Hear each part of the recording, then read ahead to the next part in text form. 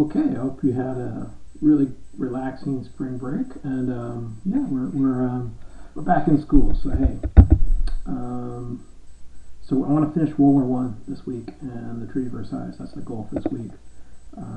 So we're going to do page 123 right now. Okay, so 123, and we're going to talk about how the war ends, and the next video will be about the peace treaty. So okay, before we get started, I just wanted to make sure you guys are wearing,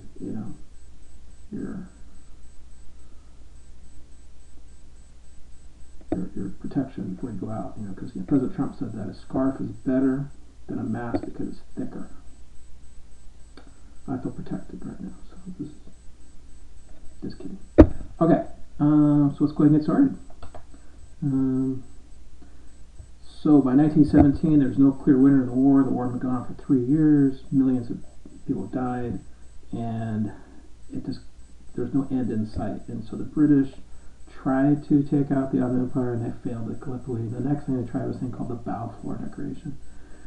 Basically, to disrupt the Middle East, they allowed European Jews to return to Palestine. It didn't really help the war at all, but it did lead to the state of Israel later in 1948.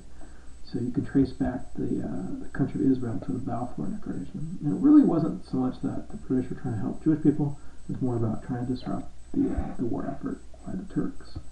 Okay, so two very bad things happened to the Allies by 1917. First of all, Russia is defeated.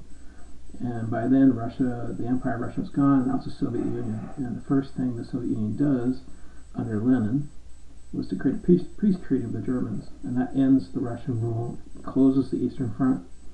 Russia gives away about a fourth of its land to Germany. And now the Germans only have a one front war. They can focus on the Western Front because now the Russians are out. So that's going to have a major effect on the war. And things are looking pretty bad for the Allies, for the British and the French. At the same time, there's a battle called Passchendaele. It's one of the worst battles in history of the world. Very ineffective battle. Basically, just a mud battle, and thousands died. It was a muddy hell. And nothing came out of this except for death on both sides. And at this point, the French troops start to mutiny. They're refusing to fight, and the German troops aren't far behind them. Okay, so these combined, the Russia surrendering and Passchendaele, are the Allies' low point.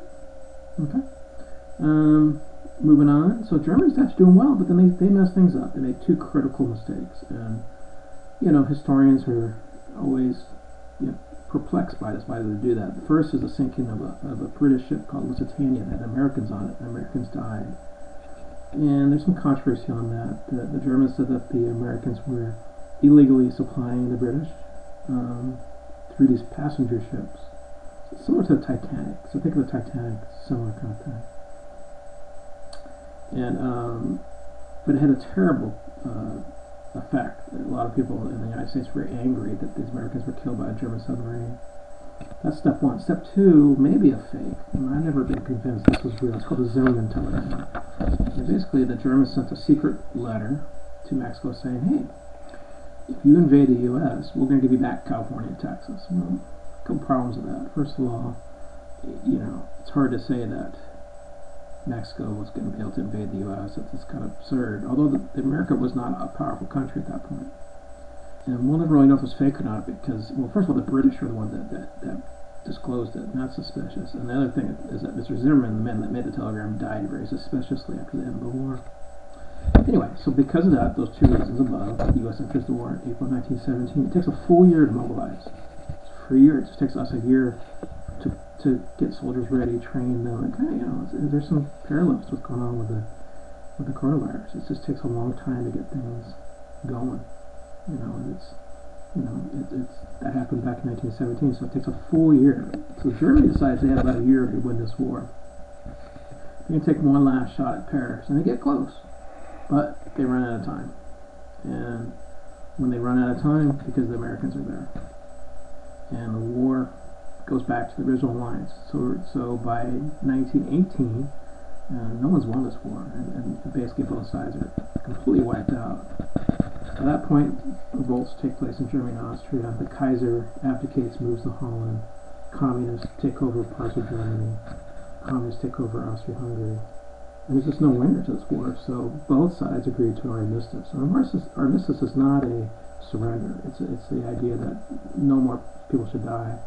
And that was on 11/11 at 11 a.m. So November 11th, 1918, the war ended with no winners. At that point, the best thing for the war would have been to say, look, this was a huge mistake, and we're sorry. But unfortunately, we're going to find out that Germany's going to get punished for this, and that's going to lead to more problems in the future.